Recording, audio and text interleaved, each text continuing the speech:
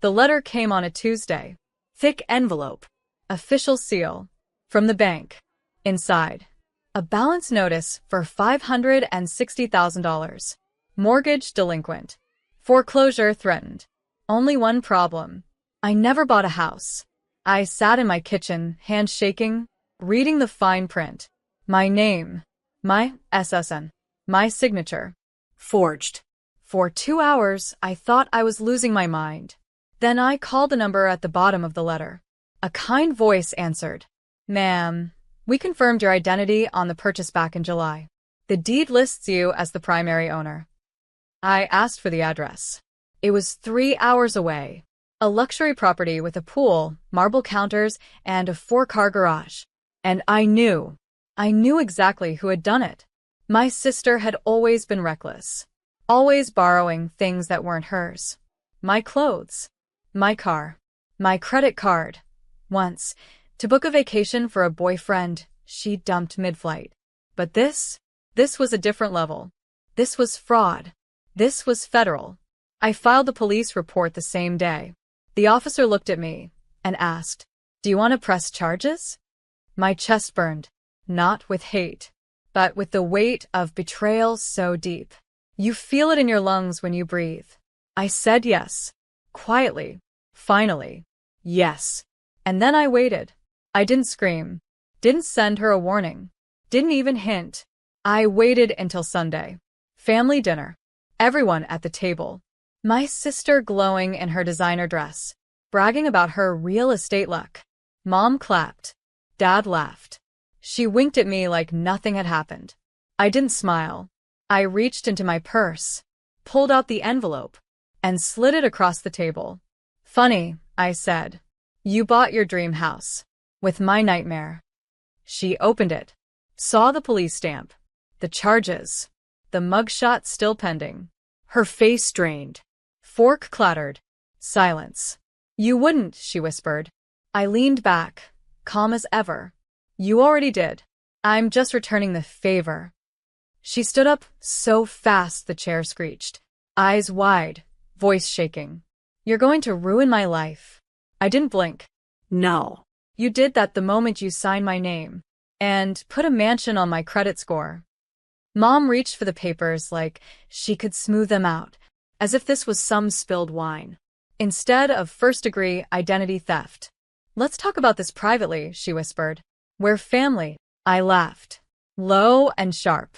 Family doesn't take out a $560,000 loan, while their sister is paying off student debt and driving a 12-year-old car. My father, silent all dinner, finally spoke. You don't need to involve the police. I turned to him. You knew. He looked away. That silence hit harder than anything. They knew. They let her. They let me carry their golden girl's recklessness again. I packed up my folder, tucked the papers neatly back into my bag, and looked around the table. You all thought I was too quiet, too focused, too boring to notice. You forgot I'm the one who checks the numbers. My sister reached out like that could fix it. I'll pay it back. I promise. I shook my head. With what? Your fake real estate job? The influencer career you built on lies. The room felt frozen. The air thick with a decade of lies I had finally aired. I wanted to believe, I said quietly, that this family would protect me. Turns out I was just the signature they needed, when no one else trusted them. As I left, my sister collapsed into her chair, crying for the cameras that weren't there. But I didn't stop, didn't turn, didn't look back. That night, the detective called. We served her. She's facing felony fraud, and the DA's fast-tracking the case. She's not walking away from this one. I didn't smile, didn't gloat, because some victories don't feel good. They feel necessary, heavy, final. And this was just the beginning of her reckoning. The mugshot leaked by Thursday. She looked hollow. No filters. No lashes. Just a face stripped of entitlement, staring down a reality she never thought would catch up. It spread fast. Shared in local groups. Sent around real estate circles. Retweeted with words like, fraud. con artist. Using her sister's name. Her agency dropped her within hours. The sponsorships? Vanished. My inbox filled with messages. Some from mutuals, others from strangers. She used to act so above everyone. We always wondered how she afforded that place. She deserves every second of it. But the one that stuck came from an old teacher of ours. You were always the quiet one. She was the loud star. But look who was building something real all along. And now, the real one, me, was cleaning up the wreckage of a house I never bought, never visited, and never wanted. Because the bank wasn't just walking away. They didn't care about family drama. They cared about money. And that mortgage? Still legally tied to me. So I met with a lawyer. Sharp suit. Sharper mind.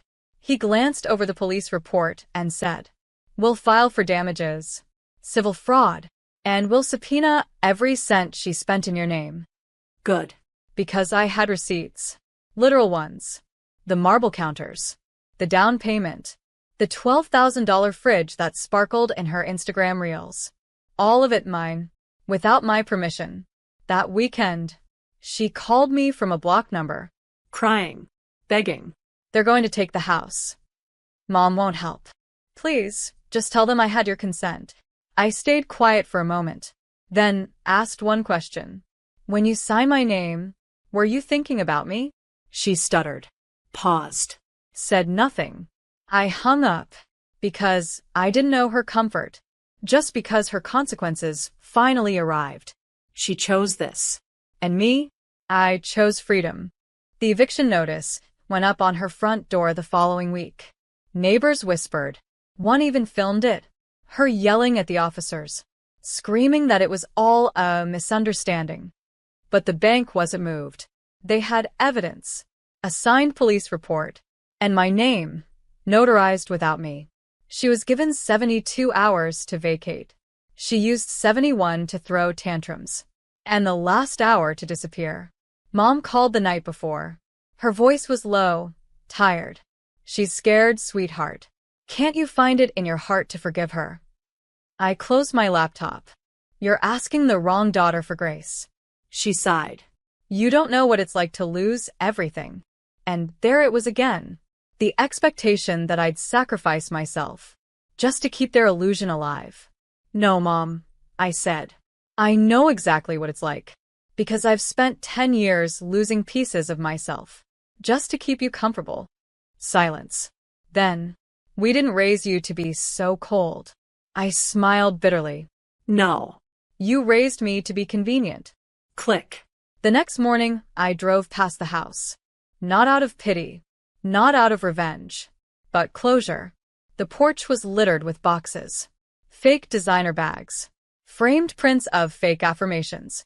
A shattered mirror. And in the center of it all, her. No makeup. No filtered angles. Just a woman who built her castle. On someone else's name. And watched it sink into the mud. She saw my car. Ran toward it. Tears streaming.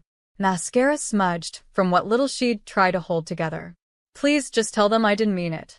I rolled the window down just enough. You meant it every time you signed my name. Every time you smiled for the camera, knowing it was built on my identity.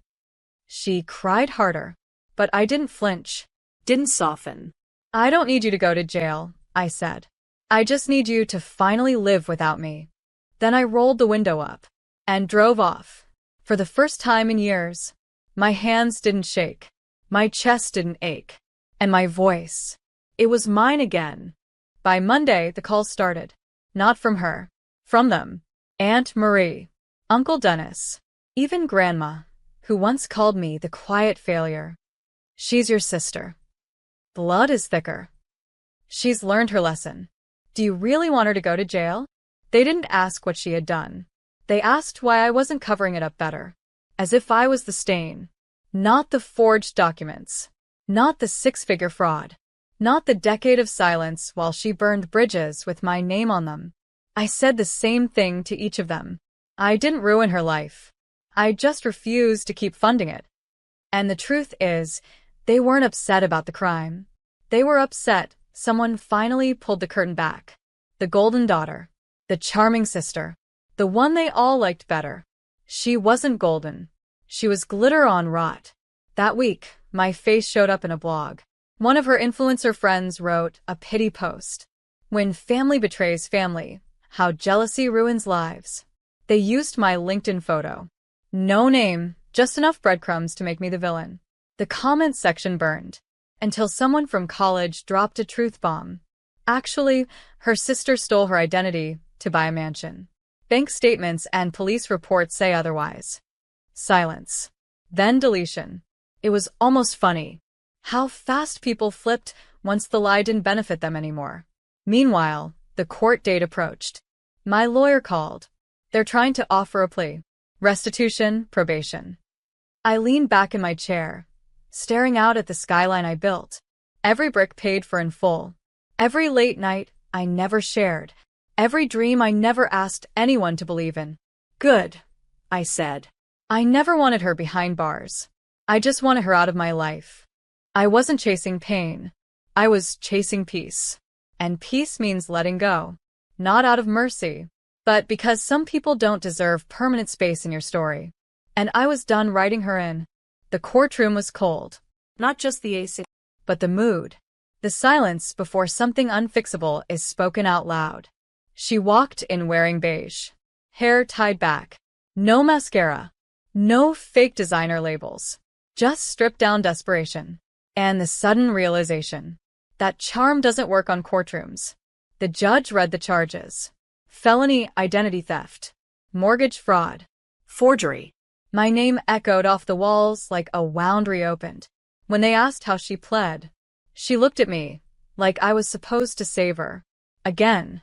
Guilty, but I didn't mean to hurt anyone. I almost laughed. But I didn't. The prosecutor handed over the paper trail. Emails.